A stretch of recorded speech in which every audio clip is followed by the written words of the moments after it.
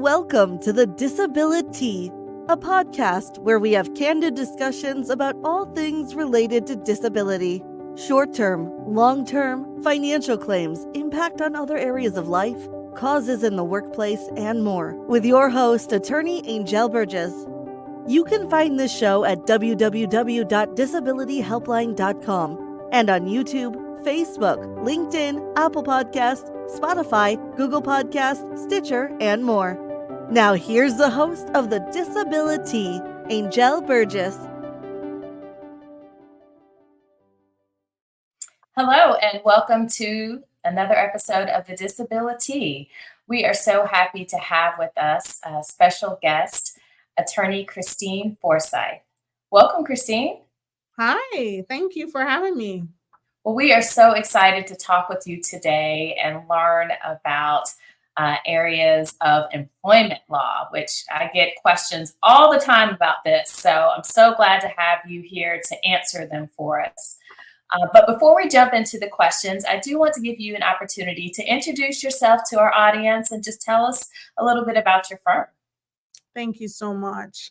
So I'm Christine Forsythe. I'm here in Atlanta, Georgia. I have a small boutique law firm, which I started, ironically, in the middle of the pandemic. So we've been going on now 4 years.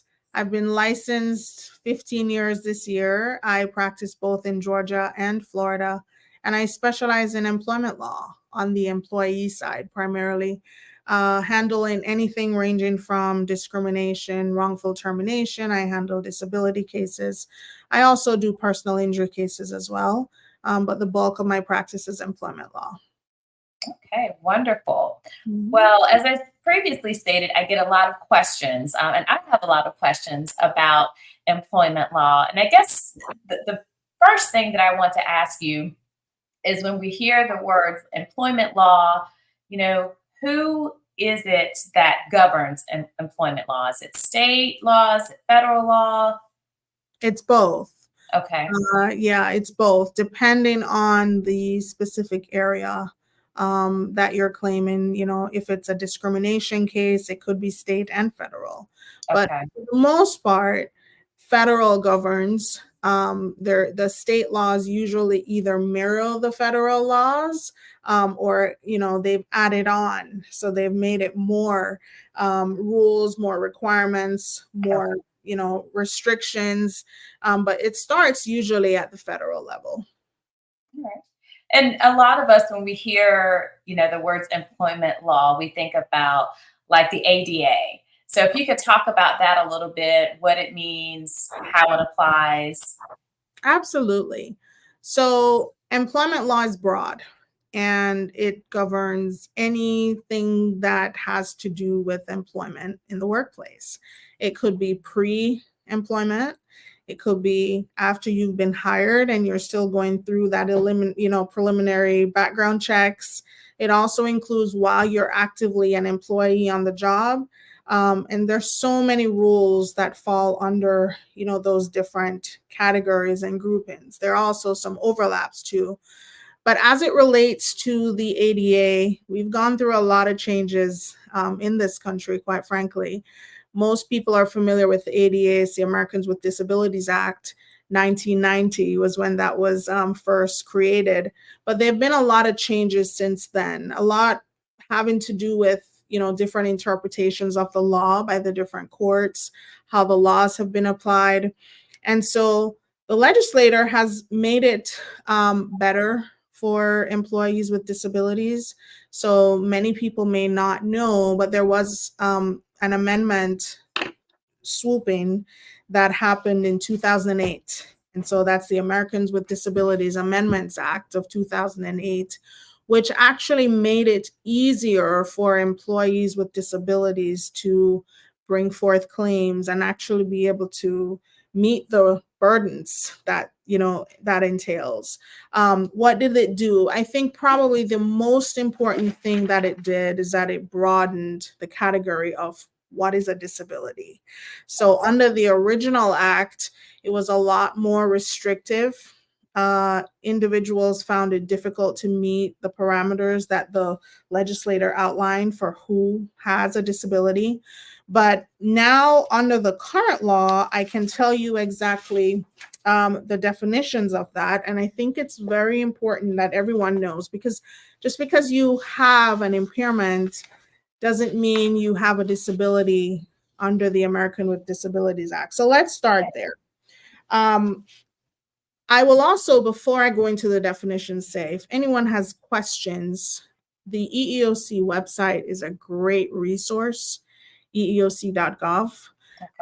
And so I'm going to read some from that, but I think it's very important that you consult with an employment attorney. This is not legal advice, Right. but this is meant solely as a guide. So let's start there. It says, the ADA directs that the definition of disability is construed broadly, right? So it's in favor of extensive coverage to the extent that is permitted by the law. Now, what is a disability? Under the amendments, a disability is if you have a physical or mental condition that substantially limits a major life activity. And by major life activity, this is what was broadened under the 2008 amendments. That could include such as walking, talking, seeing, hearing, learning, or operation of a major bodily function, such as your brain, musculoskeletal, respiratory, circulatory, or endocrine function. Also, anyone who has a history of a disability. So there has to be a history of it. It has to be documented. It can't be something that you just get up and, say, okay, today I'm having these symptoms, but it was never diagnosed by a doctor, right? So you have to have a history of that disability. But more importantly, you have to have been subjected to what is called an adverse employment action. Because of a physical or mental impairment the individual actually has or is perceived to have, except if it is transitory. And the transitory term has caused a lot of debate, but that really means lasted or expected to last 6 months or less, right? Okay. It is minor. So if something is just, you went to the ballpark over the weekend and you fractured your arm and you show up in a sling, but that's going to heal in 4 weeks. Well, the law says, obviously, and I think most people would agree, that's not a disability, right? Okay. So it has to not be transitory. And by that, they've meant something that lasts longer than 6 months or more. And so the important distinctions are what is considered a major life activity that substantially limits your ability to work. There are a lot of rules about that. What can an employer ask you in an interview, for example? They usually cannot ask you about a disability unless they ask every single applicant, and there has to be a reason to know. So it has to be that whatever they're asking, every single applicant is going to affect to the ability to actually perform what is called the essential functions of the job. Okay. So would that be like if you were applying for a job at a warehouse, let's say, and you were an order picker or an order filler, and you were expected to, in order to do this job, you have to be able to lift, let's say, 50 pounds. So you have to be able to pull the orders. Is that an example of, an employer being able to ask, do you have the ability to lift 50 pounds? Absolutely. Okay. But they have to ask that question to every single applicant. Okay. If they only ask it to you, then you may have a potential claim, right? Okay. Because there is a reason they're only asking you. Either it's obvious or it's perceived. And so, yes, if it's an essential function of the job, they can ask, but they have to ask the same question to every single person. Okay. Same thing with, like tests. A lot of times you're applying for a job and you're asked to do certain tests to see if you qualify for the job. They have to make sure that those tests are being applied uniformly. So they're done across the board to every person the same way. All right. And then I have a question about the when you mentioned in the definition a history, let's say an individual, sometimes with my clients, I'll see people that have chronic conditions, right? But then I will also see people that may have acute conditions. So, they were in a car accident, they sustained a traumatic brain injury, or someone had a stroke or something like that. So in that instance, they may not have a history because the event, or at least the way that I'm kind of interpreting it, the event is sudden. So it just happened yesterday, but the injuries were so severe that, this is going to be years. Maybe they've had to undergo multiple surgeries. The healing process is going to take them, a year, let's say, best case scenario. Can they still meet that definition of disability even though they don't have the history? So history just means it has to be documented somewhere, right? Okay. The history could mean after the accident, they went to the emergency room and reported the accident, but also reported the symptoms. So things like a condition that substantially affects their ability to walk. It could be that they're not able to sit, because remember, it also includes things like sitting for an extended period. Okay. So it has to be something that's documented in that way, where there is history is very broad, and believe me, it's the least of our worries. But what that person would have to be able to do would have to, if they're looking for an accommodation, for example, for that specific duration of time, that they need to maybe alter their work schedule or take time off to go to the doctor for treatment, things like that, then they would need, well, one, the employer has to know about it.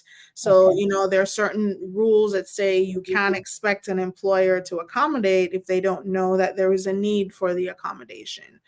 But we have to be, careful of that too, because that could also be perceived. If someone shows up walking on crutches, it's kind of hard to say that that wasn't a perceived disability. And then there's a requirement for the employer to actually ask these questions, right? So what is going on? Is there, anything that we can do to accommodate? So there is a requirement for most businesses, at least if you have 15 or more employees, that's the threshold. Okay, 15 or more. 15 or more, and the EEOC will outline those guidelines, but it is 15 or more. They have a duty to do what is called engage with the employee in an interactive process. So they need to say, okay, I see you're on crutches, and let's say this job requires you to stand for extended period of time, but you can do it on crutches, but you may need a few more breaks than you ordinarily would have requested. That conversation is necessary. And employers can face significant liability if they don't engage in that conversation. But what a lot of folks are probably not aware of is that they don't have to accommodate if the accommodation will cause what is called an undue burden to the employer. That looks different depending on the size, depending on the costs, depending on how large this company is. An accommodation for one big giant company might be, it may put another mom and pop out of business, so it's definitely not as clear cut. It's a lot that go into that analysis. It's definitely factually specific. So what would be the case for one person and one company may not be the case for another. It's a lot of analysis is required into the specific facts of that particular case.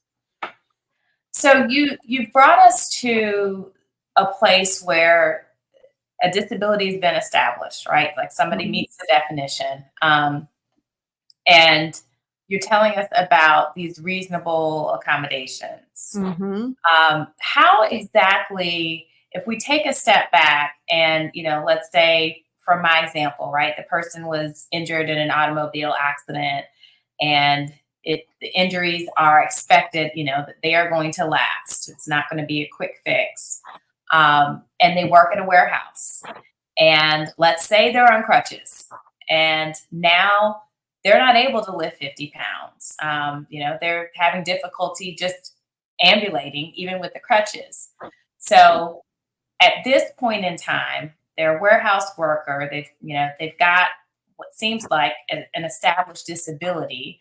I know you mentioned with crutches, the employer can see it, right? So are you saying at that point, the first day that they come back to work, the employer is supposed to say, hey, we see that you're on crutches.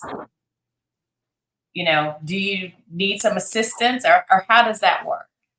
Yes. So there is a requirement that the employer engage that employee in the interactive process. Okay. Most employees won't know what their options are, right? Right. Or quite frankly, they're scared.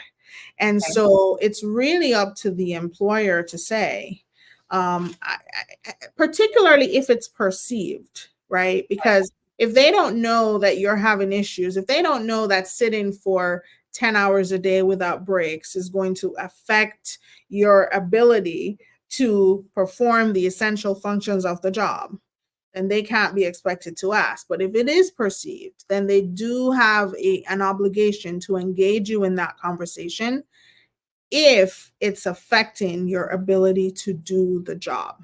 Okay. So but now here's the caveat to that. If even with the accommodation, you cannot perform the essential functions of the job, then there may have to be other things that are done to accommodate. For example, short-term disability is considered an accommodation. Okay. Right? It may be that you cannot show up to work every day and you do have to take short-term, but that is considered an accommodation under the law. Okay. Yeah. What about FMLA? How does that factor in? So FMLA, as you know, is federal. It's put in place to protect an employee should they need it, not just for themselves, but also for a family member. Okay. If they need to take time for medical reasons and it's documented. Now that's a process. So obviously you would have to engage with your HR department, whatever department that handles leave. You would need to let them know, I have this issue, I need time off from work, and they will work with you and your doctor because, again, there is a lot of paperwork. Okay. They will need your doctor to submit paperwork to say, okay, this person is approved to be out of work for X time. Now, FMLA protections only kick in if you've been working with that particular employer for 12 months, at least 12 months. So if you just started working and you've been there 2 months, you are not typically afforded FMLA protection. Now, your employer may be willing to, work with you or have some type of leave in place where they can accommodate, but the FMLA protections typically will not kick in unless you've been with that employer for 12 months. And the protections are for up to 3 months. So essentially, for 3 months, your job is protected, your role is protected, right? Unless they can show again that there was an undue burden. Okay. If you return, you should go back into the same job that you left. Okay. For 3 months. For 3 months. Okay. Mm-hmm. So with the reasonable accommodation then, so let's say that FMLA is off the table, right? Mm-hmm. This person has been in the job for 4 months. But with the reasonable accommodation, how does an individual know what to ask for? That's, again, the problem for a lot of people, because a lot of times you're scared. You're afraid that if you go to an employer and you ask for accommodation, you're going to lose your job. I think honestly, that's why the legislator has carved out this requirement for the employer to make suggestions and to engage in that interactive process, to ask the question, how can I accommodate you? What Okay. can I do to assist you in your ability to do your job? You know, sometimes if someone has a disability, so if they've met all the other prongs, and the employer needs to, for example, give them 7 breaks instead of 5, right? Mhm. So that they can get up and they can stretch or they can walk away. Or sometimes it's remote work if that's Okay. feasible and possible. And again, does not create an undue burden, because the analysis for reasonable accommodation always has to tie in with, does this create an undue burden for that employer, which varies depending on the size and, you know, resources that that employer may have.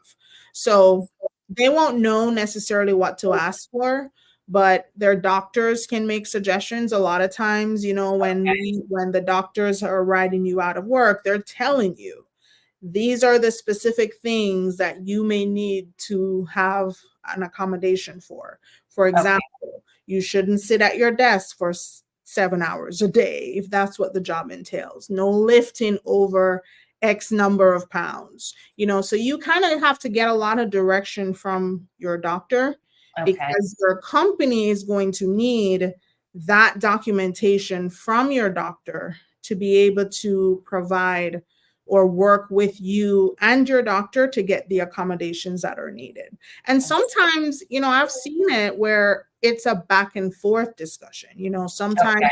the doctor sends something in and the company says, I need more. And they have to go back to the doctor and get more information from the doctor to provide to the employer. Sometimes they get it in and it's fine, they understand and it's pretty easy, but Mhm. sometimes it's not. Sometimes it is a process. And unfortunately, you know, that's a deterrent for a lot of employees, right? Because now they're having to do additional legwork, additional paperwork Absolutely. when they're in the midst of a very difficult situation already to begin with. And so I think that's another reason it's helpful to consult not only with your doctor but with an attorney so that you can figure out, okay, what are my options here? Okay. Sometimes it's a direct communication with HR, you know, and outlining, these are the things that we're asking for, what exactly it is that you can accommodate, and working it out with that company. Now, sometimes that's not possible, unfortunately. And then Okay. that's when I get the calls, when the conversations have broken down or didn't happen at all, and the client gets a termination letter. So, in order to prevent that scenario from happening, when is the best time to reach out to you and say, I need help? Good question. You know, the decision to hire an attorney is obviously a very personal one, right? Some folks believe that hiring an attorney means they're going to have to go to file a lawsuit in court. Right. And that's really not the case. I am hired a lot of times to stay in the background and just give advice. Okay. So sometimes I'm hired to immediately make an appearance with the company so they know I'm out here. Other times I am hired to simply consult. So they'll call and they'll explain, this is a situation, this is my concern. You know, I've never dealt with this before. I have no idea how to approach this. And a lot of times it's really just having that open dialogue so that, you know, one, you have to document, Mhm. right? So having a journal, keeping track of dates, who you've spoken to, what's been requested, what you've provided. That's so crucial. But if you have doubts, my recommendation is always to speak with an expert. It may be that that person says, you know, I don't think this is ripe for an attorney right now, but here are the steps that you need to take. And Okay. sometimes just having that direction makes it's a simpler process. Right. You get exactly what you need and you're accommodated, and then you can move on, and there's no need to have an attorney come in and litigate, right? Okay. Other times, and I've also had this situation where I get hired by a client while they're engaging in that process, and then the client gets terminated. And then I have to make an appearance. So, I would suggest if at any point you're unsure about what your rights are, I think it's always advisable to at least consult with someone so that they can tell you, okay, these are the things that you can do. This is what I recommend. These are the steps that I suggest that you take. And the EEOC, I think, provides a lot of resources too. So, if they don't want to go that route, they can always just go to that website, read through to see what the laws are, what the rights are. But then obviously, if they want more specifically tailored responses to their individual situation, then consulting with an attorney would be the best bet. All right. Well, that sounds great. So I do want to switch gears a little bit and talk about, so we've talked about, the ADA and reasonable accommodations and how that works for someone that's having, difficulty performing the essential duties of their job. But I want to talk a little bit about discrimination and how that is different and really what it means and what some examples of discrimination in the workplace are. Good question. So broadly speaking, discrimination is an adverse employment action because of your membership in a protected class, be it race, disability, gender, religion, national origin. So there are certain categories and groups that the federal government has said we need to step in and protect, right?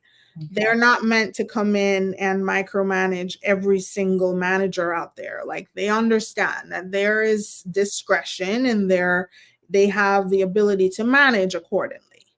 But when they will step in is when we've had disparate treatment.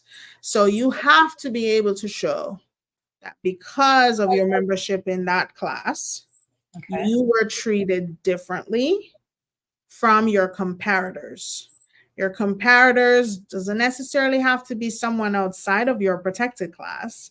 So you can have a comparison between how an employer treats two Black folks. Okay. But generally speaking, it is outside your protected class, right? So, for example, I get written up because I have a disability that they're aware of. Mm-hmm. And it forces me to get to work later than I should, right? Okay. But my comparators, someone who's not with a disability, or if it's a race case, someone who's not in my protected race, they come in late all the time. They don't get written up. Or sometimes it's, I had a lot of duties and responsibilities taken away from me when the employer found out that I had a disability, even though I was fully capable of performing the essential functions of my job with accommodations, and I had all these duties stripped from me. That would be an example of discrimination. So discrimination requires an adverse employment action, right? So there has to be something done by the employer, like, writing you up, putting it in your file. You have now been put on a performance improvement plan, so a PIP, or you've been terminated, or you've had your duties stripped, or you've been demoted, or your pay has been cut. So we see that a lot, particularly in the restaurant industry, right? So you have a lot of waiters and waitresses, for example, who have experienced sexual harassment, who brings it to their supervisor, and then next thing you know, they were being scheduled 30 hours a week. Now it's 5 hours a week. Okay. Those are some of the things that you look for. So any type of adverse employment action, and you can show that it's because of your race. Now that's hard, right? or your disability. Gone are the days when we have the blatant emails. That's, someone sends an email, I'm not hiring this person because they Right. have a disability. A lot of times you're not going to get that type of direct evidence. Not now. You're getting circumstantial. You're getting timeline. You're getting this happened today, and then for several weeks later, all of these other things happened. So you have to be able to show, it has to be temporal in nature. So it has to be close enough in time to whatever it is that you're claiming to be able to support the claim that, yeah, I'm being treated differently. But Okay. there's so many different, it requires a lot of facts. And that's why I always encourage, my clients, take notes, document, because it's a lot easier to justify a claim for discrimination when you can point to specific examples, specific instances of mistreatment, and you have it documented, than for you to just say, oh yeah, I was treated differently. How? We need the how, and we need the dates, and we need names. A lot of times you need specific information to be able to show that there's a pattern and practice, right? Not just an isolated incident either. A lot of times, unless that isolated incident is so egregious, that any reasonable person would feel that they suffered discrimination. Okay. And that's particularly important too when you're talking about harassment, right? There has to be a pattern and practice of harassment, and the harassment has to be because of your disability, your race, your national origin, your gender, but you have to be able to show a pattern, not just an isolated comment by the cooler. So as far as discrimination claims go, is there also a 15 employee requirement for those? It depends. So for certain categories, yes. For age, it's 20. Okay. Mm-hmm. All right. So it really just depends. So complex. There are many different layers. Yes. And a lot of different requirements. And my biggest advice, talk to an attorney, because a lot of people think, oh, I'm in an at-will state. Right. So Right. I don't have a claim. My termination can never be wrongful. I have assisted many clients who've been fired, and we've been able to get their cases resolved because we have been able to establish that there was an adverse employment action, that I was being treated differently, that it is because of my membership in a protected class, be it disability, age, race. Sometimes it's a multitude of factors too, but there are a lot of things that go into that analysis. They're difficult cases, which is why I think a lot of people are deterred from bringing them. But the EEOC will tell you, I think I attended a conference last week, and they said they had about 89,000 charges in that year. So it's a pervasive problem, but there are tough cases. And so you want to make sure, if you feel that your rights are being violated, that you seek out counsel, do it soon. But documentation is going to be your best friend, because sometimes it's too late. Sometimes you've been fired and you don't have any documents. Right. Well, speaking of the too late, is there a set amount of time that you have if you're going to file a claim for any of the, whether it's discrimination, wrongful termination, whatever it may be? Is there a time limit? Yes, there are time limits, and that depends on if you're in the federal sector. There are completely different time limits, and versus if you work for a private employer, versus state and local. So there are a lot of different time limits that you have to be mindful of. Probably the most common one that a lot of people know is to file a charge under Title VII, which protects discrimination based on your race, gender, religion, national origin, etc. You have to file a charge within 180 days if it's with a private employer, 300 days if it's state or local. So, those can vary depending on the circumstances, but my advice is to get it done quickly to preserve it, because there are certain other statutes that don't require that you go through the EEOC. So, for example, you can file a lawsuit under Section 1981, which is a completely different statute. And that deals with race-based national origin discrimination claims, where you don't have to go through Title VII under the EEOC. But it's advisable, though, that even with those claims, that you still don't waive your Title VII rights, that you do both. So yeah, there are strict deadlines. And I have gotten calls from potential clients, and they said I got fired at a year before. And I'm like, unfortunately, I can't assist. So don't sit on it. If you have any questions or any doubts, talk to an attorney, know your rights, and then you can decide if it's going to be something that you want to pursue or not. And the last question that I have, just a point of clarification. If you have been terminated from the position, then you still, as long as you timely file, you can still file, even though you've been terminated, correct? Absolutely. Okay. Absolutely. Your rights are not waived because you've left the job.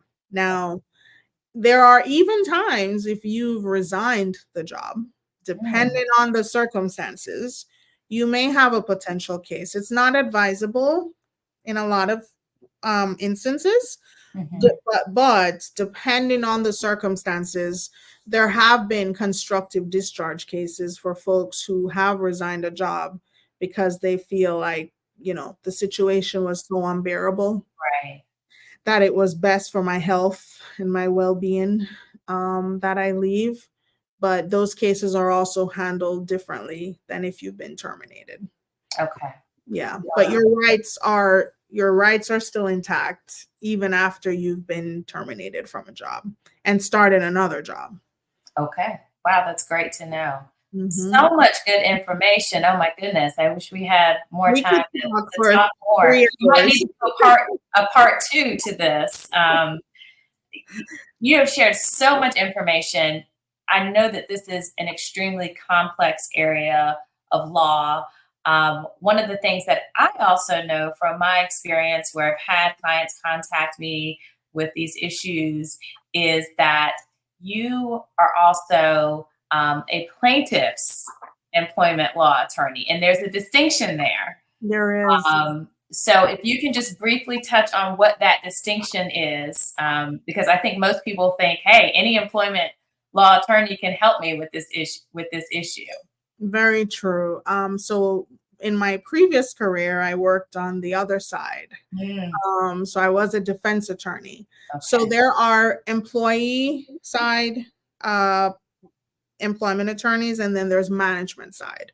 So the vast, I would say, majority of employment law attorneys do management side. So they work for either a company or they work with a law firm who represents companies.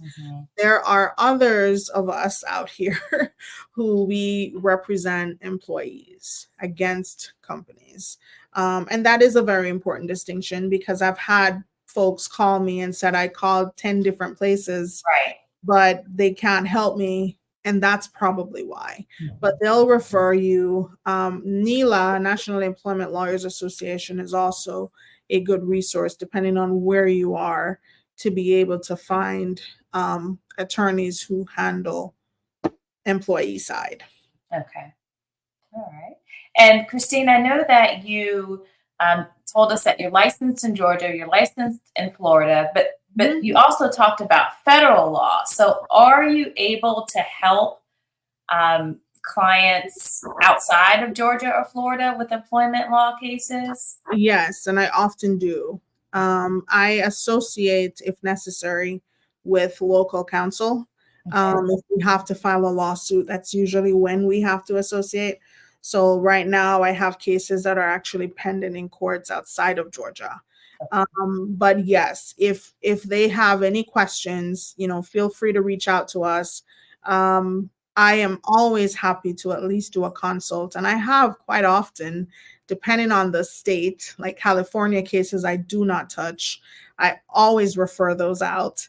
But I am always happy to make that referral. But I do currently handle a lot of cases in different states, because the reality is, even if it is a Georgia case, sometimes they may work for the company in Georgia, but when Mm, you have to file suit, you have to go where their principal place of business or where they're registered, or there's some other factor that governs where you can actually litigate that case, even if while you're working for that company that may be headquartered in New York, but you work for the Georgia office, you may have to file the lawsuit somewhere else. So okay. yes, it's good to start, and if it's something that we cannot handle, we have a lot of partnerships with different firms across the country, but we can also help you navigate how to find someone that you need if we cannot assist. Excellent. So how can the audience contact you? Absolutely. The Forsythe Law Firm is our firm. We have a website, so you can always go there. There is an intake contact form on the website. You can complete that, and that will send an email to us, or you can call us at 404-476-2717, and we'll be able to at least get the preliminary information to see if we can assist. Wonderful. Well, thank you so much for joining us today, for providing us with really helpful information about employment law and discrimination and reasonable accommodations, and all of the things that I know so many people struggle with. And so thank you so much for joining us. And we certainly would love to have you come back. So many more questions that I have about employment law, and I'm sure others do as well. So we definitely invite you to come back and join us another time. But in the meantime, this has been another episode of the DisabiliTEA. Thank you for joining us, and we will talk with you next time.